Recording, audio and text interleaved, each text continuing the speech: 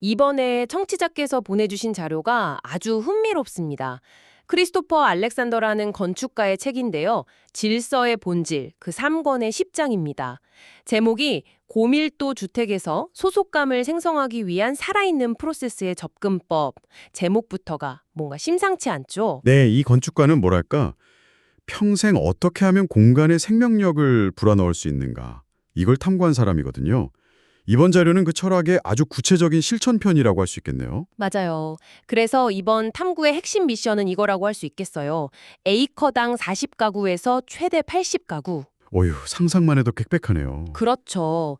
1헥타르에 200가구라는 초고밀도 환경에서 어떻게 하면 사람들이 그냥 사는 거주자가 아니라 아, 내가 여기에 속해 있구나 하고 느끼게 만들 수 있을까? 이게 바로 핵심 질문인 거죠. 20세기식 그런 성냥갑 아파트를 넘어서는 게 과연 가능하냐는 물음이기도 하고요. 네. 근데 저자는 가능하다고, 심지어 아주 논리적인 과정을 통해서 그 답을 찾을 수 있다고 말합니다. 그 핵심에 살아있는 프로세스라는 개념이 있는 거고요. 살아있는 프로세스. 네, 아주 간단히 말하면 건물을 설계도부터 그리는 게 아니라 사람들의 실제 감정, 그 소망에서부터 출발해야 한다는 생각이에요. 너무 당연한 말 같은데? 그렇죠. 너무 당연한데 현실에서 이게 얼마나 무시당하고 있는지를 이번 자료가 아주 적나라하게 보여줍니다. 그럼 그 출발점부터 한번 보죠. 사람들이 지금의 고밀도 주택에 대해 진짜 어떻게 생각하는지. 자료에 일본 나고야에서 100가구를 대상으로 한 설문조사 결과가 나오는데 전 이게 정말 충격적이었어요. 그 정부 개발 계획에 대한 설문이요. 네. 14층짜리 고층 아파트에 거대 쇼핑센터, 대형 주차장, 이런 계획안을 보여주고 의견을 물었거든요. 긍정적인 답변이 단 10%에 불과했어요. 네, 50%는 아예 부정적이었고 나머지 30% 정도는 뭐 어쩔 수 없다는 식의 체념에 가까운 반응이었죠. 사실상 80%가 반대하는 셈이네요. 그렇죠. 근데 그 다음 질문이 진짜 핵심이에요. 그렇다면 당신이 원하는 살아있는 환경의 가장 중요한 것은 무엇입니까? 여기서 1위가 압도적이에요. 나무, 물, 흙, 햇살 같은 자연과의 접촉이 32%. 네, 자연. 2위가 이웃과의 소통과 커뮤니티, 3위가 소음과 차가 없는 고요함이었고요. 근데 제가 진짜 놀랐던 건 우리가 보통 집값에 가장 중요하다고 생각하는 교통편의성 있잖아요. 네네. 이게 고작 8%로 8위였다는 거예요. 맞아요. 보통 도시계획가나 건축가들이 제일 먼저 내세우는 게 효율성, 편의성 이런 가치들인데 실제 사람들의 마음속에서는 훨씬 후순위라는 명백한 증거죠. 그러니까요. 사람들은 본능적으로 자연, 공동체, 평온함 같은 훨씬 더 근원적인 걸 갈망하고 있다는 겁니다. 아, 건축이 기술의 문제가 아니라 감정의 문제라는 말이 확 와닿네요. 그렇죠. 설문이 더 구체적으로 들어가니까 이 경향이 더 뚜렷해지더라고요. 아주 작더라도 개인 정원을 원하십니까? 이 질문에 무려 86%가 그렇다고 답했어요. 근처에 큰 공원이 있으면 괜찮다는 응답은 6%뿐이었고요. 네. 이게 정말 중요한 지점이에요. 사람들은 잘 가꾸어진 공공녹지를 원하는 게 아니라 내 손으로 직접 가꿀 수 있는 나만의 흙을 원한다는 뜻이거든요. 아, 소유와 직접적인 관계에서 오는 애착. 바로 그거죠. 층수 선호도도 마찬가지였어요. 몇 층에 살고 싶으세요? 했는데 거의 절반인 46%가 땅과 닿아 있는 1층을 골랐어요. 고층의 좋은 전망을 원하는 사람은 단 2%뿐이었고요. 우리가 흔히 말하는 로열층 개념과는 완전히 다른 결과잖아요. 심지어 2층이나 3층도 괜찮다고 답한 사람들조차 조건을 달았어요. 아, 조건이요? 거리에서 엘리베이터나 복도를 거치지 않고 바로 우리 집으로 연결된다면 이라는. 아, 그러니까 핵심은 높이가 아니라 땅과의 연결성, 거리와의 직접적인 소통인 거죠. 집 앞 도로 폭에 대한 생각도 되게 흥미로웠어요. 네, 저도 그거 보고 재밌다고 생각했어요. 50%가 차가 겨우 지나갈 수 있을 정도의 좁은 길을 선호한다는 거예요. 그렇죠. 보통 신도시들은 막 왕복 4차선, 6차선 도로 뻥뻥 뚫어놓는 걸 자랑하는데 말이죠. 근데 사람들은 오히려 아이들이 안전하게 놀고 이웃이랑 잠깐 서서 이야기 나눌 수 있는 그런 인간적인 스케일의 골목길을 원한다는 거잖아요. 맞습니다. 그래서 이 모든 소망들을 종합하면 사람들이 진짜 원하는 주거환경의 8가지 핵심 특징이 아주 선명하게 드러나요. 네, 자료에도 정리되어 있죠. 첫째, 모든 집에 개인 정원이 있을 것. 둘째, 땅과 연결된 저층 건물일 것. 그리고 셋째는 거주자가 자기 집 내외부를 직접 설계할 수 있어야 한다는 거. 이건 획일적인 아파트랑은 정반대네요. 그렇죠. 넷째는 아이들이 놀 수 있는 차가 적은 거리. 다섯째, 햇빛이 잘 들어야 하고 여섯째, 집 가까이에 주차할 수 있어야 한다. 일곱 번째가 바로 그 거리에서 집으로 직접 들어갈 수 있을 것. 아, 네. 마지막으로 여덟 번째가 집 근처에 작은 가게들이 옹기종기 모여 있을 것. 이렇게 모아놓고 보니까 이게 무슨 특별하고 대단한 요구가 아니잖아요. 바로 그겁니다. 어찌 보면 너무 상식적이고 인간적인 바람들인데 저자가 말하려는 게 바로 그거예요. 이 소망들은 전혀 특별하지 않다. 너무나 당연해서 누구나 공감할 수 있는 것들이다. 진짜 놀라운 점은 지난 수십 년간 전 세계의 주택 개발이 왜 이토록 명백하고 보편적인 사실을 그렇게나 일관되게 무시해 왔는가? 바로 이 점이죠. 자, 그럼 가장 중요한 질문이 여기서 나오네요.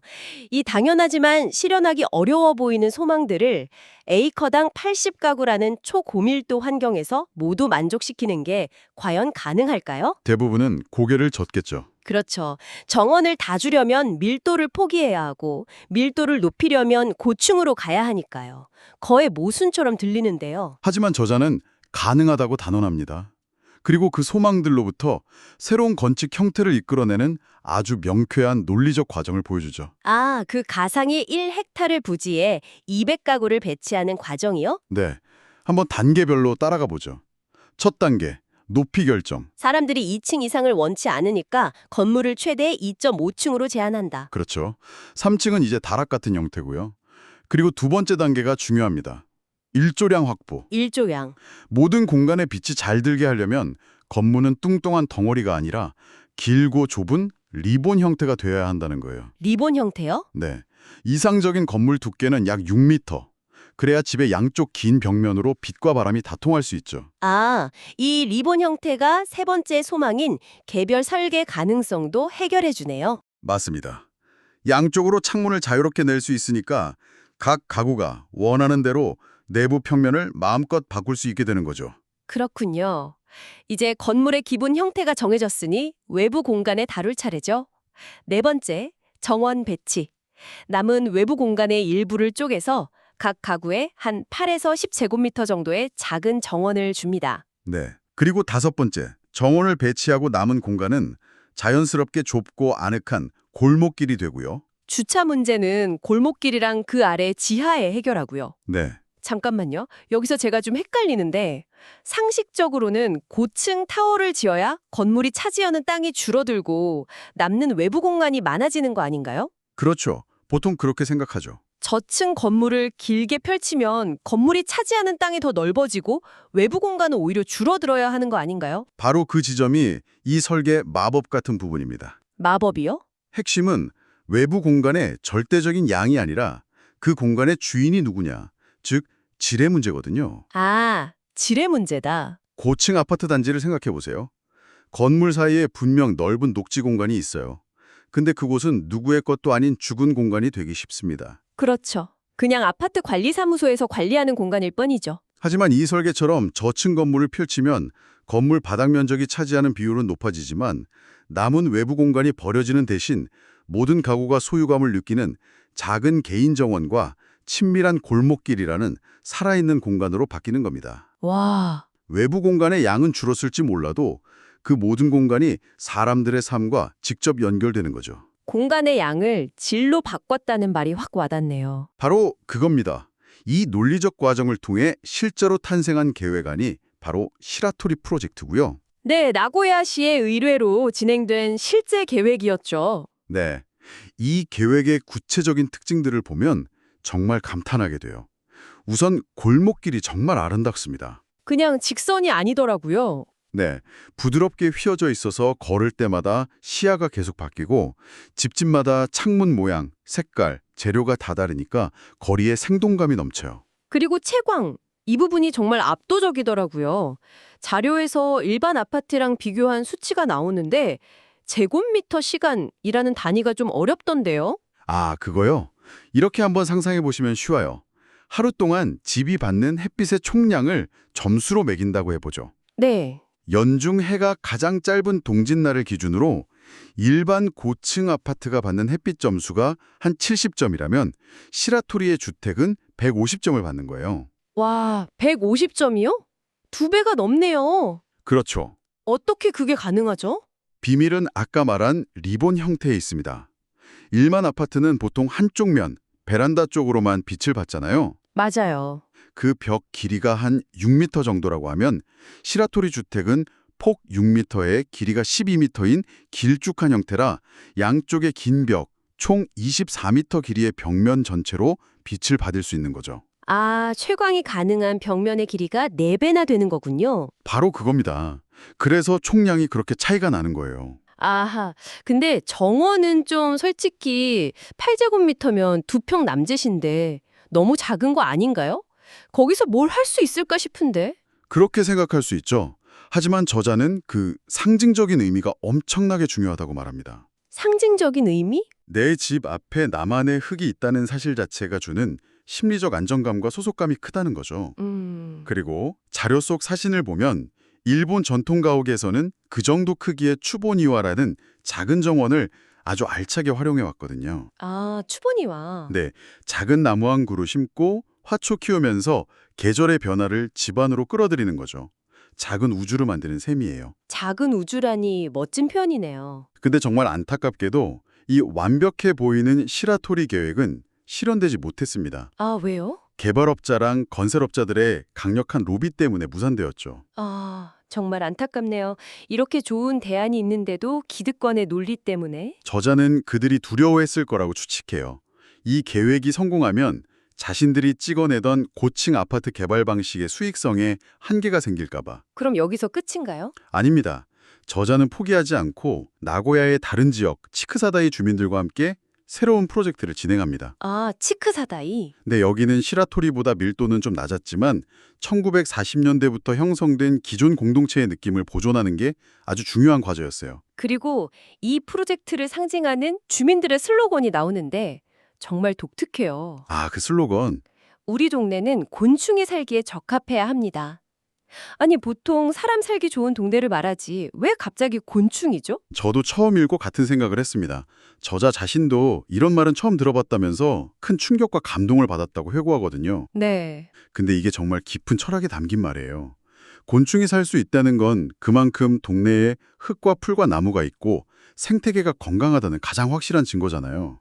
그렇군요. 곤충이 바로미터가 되는 거네요. 맞습니다. 결국 곤충이 살기 좋은 곳이 사람도 살기 좋은 곳이라는 가장 근본적인 진실을 이 주민들은 직관적으로 표현한 거죠. 와, 그냥 예쁜 집을 짓는 프로젝트가 아니라 생명 전체와 공존하는 터전을 만들자는 선언이었군요. 바로 그거죠. 정말 감동적인데 그래서 이 치쿠사다이 계획은 어떻게 됐나요? 이 계획은 주민 85%라는 압도적인 지지를 얻어서 시에 제출됐습니다. 시에서 처음엔 주민 70% 이상 동의하는 안을 가져오면 수용하겠다고 약속했었거든요. 네, 85%면 훨씬 넘었네요. 근데 결국 시는 그 약속을 어기고 계획을 거부했습니다. 저자가 나고야 시장에게 보낸 공개 서한을 보면 관료주의에 대한 깊은 실망감과 함께 진정한 주민 참여의 가치를 지켜달라는 간절함이 담겨 있습니다. 결국 두 프로젝트 모두 실현되지 못했군요. 네, 하지만 그 과정에서 얻은 교훈은 정말 크네요. 오늘 살펴본 자료는 아주 명확한 메시지를 던지는 것 같아요. 인간적이고 사랑받는 고밀도 주택을 짓는 게 불가능한 꿈이 아니라 그냥 사람들의 아주 근본적인 소망에 귀를 기울이고 거기서부터 형태를 논리적으로 이끌어내기만 하면 된다는 것. 그렇죠. 이건 20세기를 지배했던 소수의 전문가가 위에서 아래로 설계도를 내려찍는 방식과는 정반대리 접근법이죠. 사람들의 마음속 깊은 곳에 있는 필요에서부터 건축의 형태가 풀잎처럼 자연스럽게 자라나도록 하는 것. 이게 바로 저자가 말하는 살아있는 프로세스의 진정한 의미일 겁니다. 비록 나고야의 두 프로젝트는 좌절됐지만 그 실패한 계획안이 오늘날 전 세계가 겪고 있는 그 비인간적이고 획일적인 주거 형태에 대한 가장 강력한 대안을 제시하고 있다는 점이 아이러니하면서도 희망을 주네요. 맞아요. 저자도 마지막에 이 접근법이 일본을 넘어 보편적으로 적용될 수 있다고 말합니다. 물론 문화에 따라 구체적인 형태는 달라지겠죠. 하지만 사람들의 소망에 기반을 둔다는 근본 원칙은 동일하기 때문입니다. 고밀도라는 제약 조건 속에서 인간의 필요를 존중할 때 오히려 더 창의적이고 인간적인 해법이 나올 수 있다는 역설을 보여준 셈이죠. 그럼 청취자께 마지막으로 생각해 볼 질문을 드려야겠네요. 네, 저자는 이 프로젝트들의 가장 중요한 특징 중 하나로 친밀하고 미묘한 스케일을 꼽습니다. 그는 2평짜리 다실에서 우주적인 고요함을 느꼈던 일본의 전통적인 작은 스케일 감각을 언급하는데요.